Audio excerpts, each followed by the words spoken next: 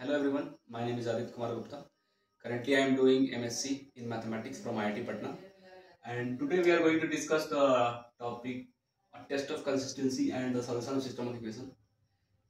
हम लोग जानते हैं कि सिस्टम ऑफ इक्वेशंस को सॉल्व करना है, तो system of equations linear equation हम लोगों ने पढ़ा होगा, that is ax plus by equals to c।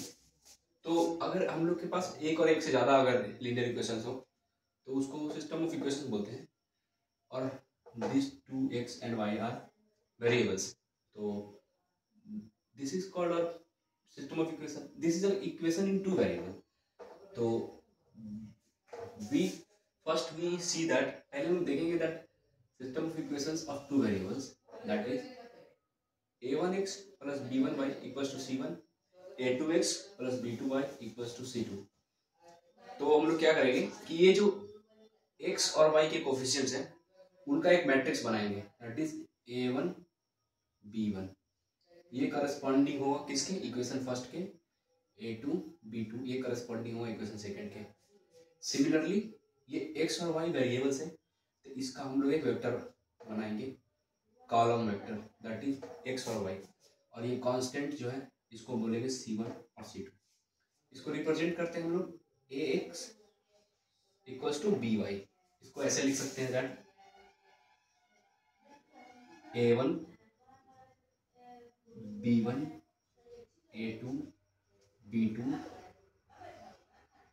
x y equals to c1 and c2। तो ये बेसिकली बना हमारा सिस्टम ऑफ इक्वेशंस का मैट्रिक्स फॉर्म, जहाँ पे ये a जो है कोफिशिएंट मैट्रिक्स है, x जो है वेरिएबल मैट्रिक्स है, and b a constant matrix. तो सिमिलरली हम लोग को सिर्फ सेकेंड और थर्ड वेरिएबल के लिए पढ़ना है, तो system of equations of third variable तो सेम एज जैसा इस पे है, सेकेंड वेरिएबल के लिए हम लोग थर्ड वेरिएबल पे करेंगे a1x plus b1y plus c1z। यहाँ पे एक एक्स्ट्रा वेरिएबल आया z, तो इसीलिए system of equation of third variable. इससे आगे भी हम लोग कर सकते हैं, कंटिन्यू कर सकते हैं फोर्थ वेरिएबल, फिफ्थ वेरिएबल के लिए, जो कि उतना हम लोग को जानना नहीं है, पहले हम लोग को सेकंड और थर्ड के लिए पढ़ना है बस। तो ये कोफिशिएंट मैट्रिक्स बना regarding corresponding to this third variable, system of equation of three variables. ये उसका वेरिएबल मैट्रिक्स बना, और ये इसका कांस्टेंट मैट्रिक्स बना। इसको रिप्रेजेंट हम लोग करेंगे ax इक्वल्स टू b के। तो अब हम लोग को इसमें पढ़ना क्या है ना, टेस्ट ऑफ कंसिस्टेंसी। तो बेसिकली जब हम लोग ये सिस्टम ऑफ इक्वेशंस है तो इसके टेस्ट ऑफ कंसिस्टेंसी में चेक करेंगे कि ये जो सिस्टम ऑफ इक्वेशंस है क्या इसके सॉल्यूशंस एग्जिस्ट करेंगे। अब सॉल्यूशन एग्जिस्ट करने का मतलब क्या है, हम लोग को क्या ऐसा x और y का वैल्यू मिलेगा जो इन दोनों इक्वेशंस को सेटिस्फाई करे, तो उसका सॉल्यूशन होंगे वो। सिमिलरली थ्री वेरिएबल के केस में भी क्या हम लोग को ऐसा x और y और z का वैल्यू मिलेगा जो साइमल्टेनियसली तीनों इक्वेशंस को सेटिस्फाई करें, देन हम लोग उसको बोलेंगे कि सिस्टम ऑफ इक्वेशंस के पास सॉल्यूशन है। तो अब कंसिस्टेंसी में हम लोग ये चेक करते हैं कि क्या इसके सॉल्यूशन एग्जिस्ट करेंगे या इसके सॉल्यूशन एग्जिस्ट करेंगे। अगर होंगे तो कितने होंगे, एक होंगे, दो होंगे, तीन होंगे, इनफाइनाइट होंगे, या नहीं भी हो सकते। तो वो ये चीज़ हम लोग चेक करेंगे कंसिस्टेंसी में, और सॉल्यूशन फिर उसका हम लोग देखेंगे कि इसका जो सॉल्यूशन होंगे वो क्या होंगे। तो अब हम लोग आगे देखते हैं कि इसके अब हम लोग आगे प्रोसीड करेंगे। नाउ अब हम लोग देखेंगे कि ये सिस्टम ऑफ इक्वेशंस हैं, तो ये कंसिस्टेंट होंगे। तो इसके कंसिस्टेंस का मतलब है क्या एग्जैक्टली। तो यहाँ पे अगर ये सिस्टम ऑफ इक्वेशंस है तो हमको चेक करना है कि इसके सॉल्यूशंस एग्जिस्ट करेंगे या नहीं करेंगे। तो अब इसके लिए हम लोग देखेंगे कि इसके दो पार्ट है, अब एक है कंसिस्टेंस और एक है इनकंसिस्टेंस। तो अब हम लोग देखेंगे कि व्हाट इज कंसिस्टेंस और व्हाट इज इनकंसिस्टेंस। तो कंसिस्टेंस का मतलब ये होता है कि अगर कोई सिस्टम ऑफ इक्वेशंस के पास सॉल्यूशंस हो, बेसिकली कहने का मतलब कि जो system of equations of two variable है हमारे पास, a1x plus b1y plus c1 equals to c1, a2x plus b2y equals to c2, तो इसके सॉल्यूशंस अगर एग्जिस्ट करेंगे, मतलब कि हमारे पास अगर मेरे पास x और y का वैल्यू मिलता है तो मैं बोल दूंगा कि ये सिस्टम ऑफ इक्वेशंस कंसिस्टेंट है। सिमिलरली अगर मेरे पास कोई भी x और y नहीं मिल रहा है सच दैट कि ये सेटिस्फाई करे इस इक्वेशंस को, तो मैं बोलूंगा कि ये इक्वेशन जो है इनकंसिस्टेंट। तो व्हाट इज अब कंसिस्टेंसी और इनकंसिस्टेंट। तो इनकंसिस्टेंट में सॉल्यूशन एग्जिस्ट ना करे, और कंसिस्टेंट में जब सॉल्यूशन एग्जिस्ट करे, अब सॉल्यूशन एग्जिस्ट करेंगे तो कितने होंगे, एक होंगे या दो होंगे। तो सॉल्यूशंस आइदर हमेशा या तो यूनिक होंगे या इनफाइनाइट होंगे, इससे बीच में कुछ नहीं होगा। बीच में हो सकते हैं मे बी, ये डिपेंड करेगा क्वेश्चन टू क्वेश्चन।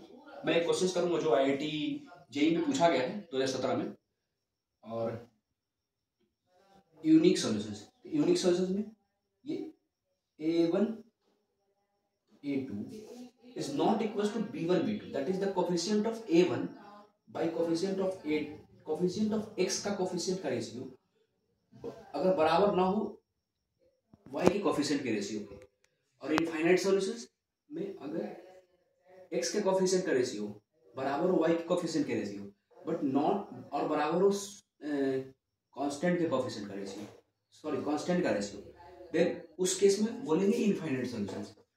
एंड अगर ये दोनों के रेशियो बराबर हो और कांस्टेंट के रेशियो बराबर ना हो तो उस केस में बोलेंगे नो सॉल्यूशंस।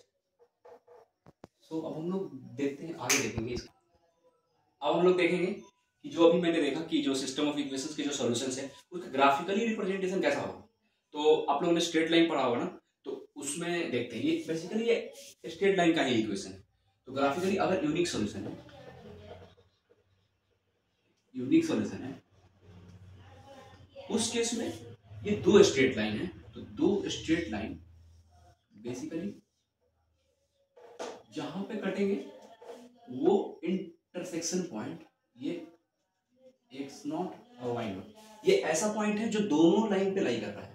बेसिकली ये सॉल्यूशन होगा जो ये x और y होगा जो दोनों इक्वेशंस को साइमल्टेनियसली सेटिस्फाई करेगा। सिमिलरली हम लोग देखेंगे इनफाइनाइट सॉल्यूशंस के लिए, इनफाइनाइट सॉल्यूशन के लिए सपोज मेरे पास एक लाइन है x plus y equals to 1, x plus y equals to 1, and एक अनदर लाइन है 2x plus 2y equals to 2 जो इसी पे होगा। तो इस केस में जो सॉल्यूशंस होंगे ना, इसमें बहुत सारे पॉइंट होंगे x दोनों पे एक साथ, तो ये इनफाइनाइट सॉल्यूशंस होंगे इसमें। And next is the last one is that no solutions, no solutions. तो नो सॉल्यूशंस के केस में यहाँ पे क्या है कि यहाँ पे दो लाइन कट रहे हैं एक पॉइंट पे, ये single solution that is unique solution. यहाँ पे दोनों लाइन कोइंसाइड कर रहे हैं, तो ये इनफाइनाइट सॉल्यूशंस। अब नो सॉल्यूशन का क्या केस बनता है? ऑब्वियस सी बात है कि जो दोनों कहीं पे मीट ना करें, बेसिकली ये parallel line, so we can draw it as a parallel line which does not intersect. तो इन दोनों बेसिकली सपोज ये a1x plus b1y plus c1 और ये a2x plus b2y plus c2 है, ये दोनों कहीं पे इंटरसेक्ट ना करेंगे, तो बेसिकली यहाँ पे नहीं करेंगे तो ये सॉल्यूशंस इसका एग्जिस्ट नहीं करेगा। सो हम लोग यहाँ पे बोलेंगे कि ये नो सॉल्यूशंस है। अब हम लोग देखेंगे कि इसका जो सॉल्यूशंस है, तो अभी हम लोगों ने देखा कि ये जो सिस्टम ऑफ इक्वेशंस है वो कंसिस्टेंट है, इनकंसिस्टेंट है।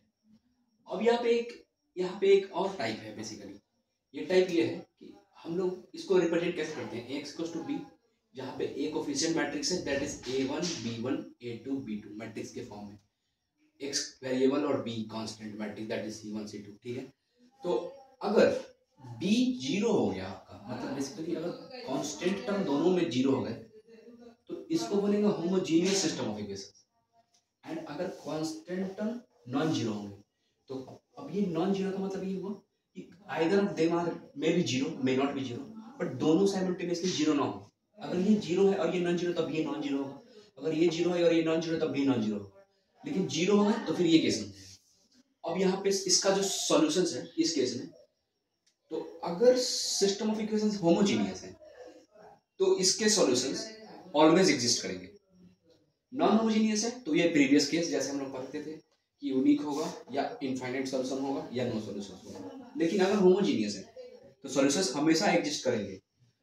अब ये सॉल्यूशंस एग्जिस्ट करेंगे तो या तो हमेशा एग्जिस्ट करेंगे, आप ऐसे देख सकते हैं ये a1x plus b1y equals to 0, a2x plus b2y equals to 0, तो ये 0 आ रहा है। मतलब अगर हम x और y को 0 लेते हैं तो यहाँ भी 0 हो गया, यहाँ भी 0, तो ये इक्वेशन 0, यहाँ भी 0, यहाँ भी 0, तो 0। मतलब होमोजेनियस के केस में 0 0 तो हमेशा सॉल्यूशन होगा, तो इसीलिए हम लोग उसको लिखते हैं यूनिक सॉल्यूशन। अगर उसके अलावा कोई सॉल्यूशन नहीं मिलता है तो हमारे पास 0 0 तो मिलेंगे। तो जो अगर यूनिक सॉल्यूशन है उसको हम trivial solution, trivial solution, trivial का मतलब सिंगल, और इनफाइनाइट में नॉन ट्रिवियल सॉल्यूशन, मतलब एक और एक से ज्यादा सॉल्यूशंस, नॉन ट्रिवियल सॉल्यूशंस। अब यूनिक सॉल्यूशंस में ये है कि अगर कोफिशिएंट मैट्रिक्स का डिटरमिनेंट नॉन जीरो आ गया तो वो यूनिक सॉल्यूशंस होंगे, एंड कोफिशिएंट मैट्रिक्स का डिटरमिनेंट अगर जीरो आ गया तो इनफाइनाइट सॉल्यूशंस होंगे। इस बेसिकली इस कंसेप्ट पे जेई में एक सवाल आया है जो अभी हम लोग करेंगे। और ये तो आपने देखा है कि नॉन होमोजेनियस में दो सिस्टम ऑफ इक्वेशंस है, यूनिक और इनफाइनाइट और नो सॉल्यूशंस। तो ये एक सवाल देखते हैं हम लोग, सिस्टम ऑफ इक्वेशंस पे है, यहाँ पे 3 वेरिएबल के लिए सवाल ये था कि सिस्टम ऑफ इक्वेशंस दिया हुआ है एंड इसमें पूछा गया कि has a non trivial solutions for, option है कि exactly 2 value of lambda, exactly 3 value for lambda, infinite many value of lambda and exactly 1 value of lambda. ये आईआईटी जेईई मेंस 2016 में पूछा गया सवाल है। तो ये बेसिकली आप देख सकते हैं इसमें कि जो सिस्टम ऑफ इक्वेशंस है ये होमोजीनियस है। अभी हम लोगों ने जस्ट पीछे एक कंसेप्ट देखा है कि अगर होमोजीनियस है तो सॉल्यूशन एग्जिस्ट हमेशा करेंगे, तो मतलब ये सॉल्यूशन एग्जिस्ट करने वाला है। अब कितने होंगे, या तो इनफाइनाइट होंगे, फाइनाइट होंगे, इनफाइनाइट होंगे। तो अब हम लोग चेक करने के लिए मैंने अभी आपको बताया था कि कोफिशिएंट मैट्रिक्स का डिटरमिनेंट निकालते हैं। अगर डिटरमिनेंट जीरो आया तो इनफाइनाइट, और डिटरमिनेंट नॉन जीरो आया तो फाइनाइट। सॉरी, डिटरमिनेंट अगर जीरो आया तो इनफाइनाइट सॉल्यूशंस, और डिटरमिनेंट नॉन जीरो आया तो यूनिक सॉल्यूशंस। लेकिन आपको क्वेश्चंस में सवाल दिया हुआ है कि has a non trivial solutions. मैंने बताया था कि ट्रिवियल का मतलब यूनिक, तो यूनिक सॉल्यूशंस मतलब डिटरमिनेंट नॉन जीरो तो नहीं होगा, तो डिटरमिनेंट जीरो ही होगा। ऐसे ही हम लोग यहाँ पे लेम्डा एक आल्सो अलग वेरिएबल है, तो इसको हम लोग को फाइंड करना पड़ेगा। तो हम लोग स्टार्ट करते हैं इसको सॉल्व करना। तो कोफिशिएंट मैट्रिक्स हम लोग बनाते हैं पहले।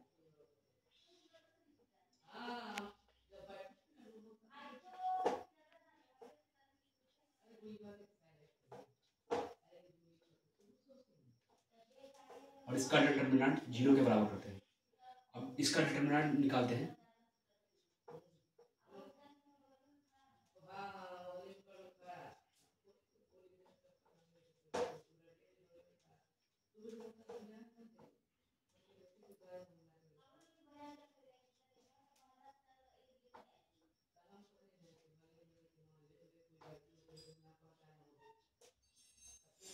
इसका डिटरमिनेंट मैंने लिखा है फर्स्ट, मैंने इसको खोला है अलोंग फर्स्ट रो, पहले एलिमेंट को एज इट इज छोड़ा और इसको छोड़ के इसको मल्टीप्लाई किया एंड माइनस दिस, तो minus minus minus minus plus lambda और माइनस प्लस 1। फिर इसके पास आए, ये सेकेंड फर्स्ट और second column element lambda as it is छोड़ा एंड मैंने इसको मल्टीप्लाई किया माइनस, ये बेसिकली माइनस से स्टार्ट होता है बट मैं इसको ऐसे कर देता हूँ, that is -1 and minus plus lambda square and -1 के अकॉर्डिंग ये छुपेंगे ये दोनों, तो ये बेसिकली होगा लेम्डा और माइनस माइनस प्लस 1। तो अब यहाँ पे देख सकते हैं कि लेम्डा +1 और लेम्डा -1, ये प्लस के साथ ये माइनस के साथ है, ये तो कट जाएंगे बेसिकली, तो कट गए। तो ये अब इस बचा के यहाँ पे लेम्डा स्क्वायर -1 इक्वल्स टू 0। तो ये दो प्रोडक्ट जीरो तब होंगे जब दोनों इंडिविजुअल, दोनों आइदर ऑफ देम जीरो, तो या तो लेम्डा जीरो होंगे, ये लेम्डा स्क्वायर -1 जीरो होगा। तो अगर लेम्डा जीरो होगा इसको ऐसे ही छोड़ देते हैं, अगर ये जीरो होगा तो मतलब बेसिकली ये होगा लेम्डा -1 लेम्डा +1, इसको a square minus b square के फॉर्म में तोड़ दिया। अब ये लेम्डा 1 हुआ और लेम्डा -1, देयरफॉर लेम्डा का वैल्यू क्या क्या पॉसिबल है, 0, 1 और -1। तो यहाँ पे कितने वैल्यू आ रहे हैं, 1 2 3 वैल्यू, और नॉन ट्रिवियल सॉल्यूशंस होंगे तभी जब 3 वैल्यू होंगे, तो एक्जैक्टली 3 वैल्यू फॉर लेम्डा। तो इसका आंसर हो गया बी। ये बेसिकली इतना आसान सवाल है, आपको मतलब इसमें नंबर दिला देगा।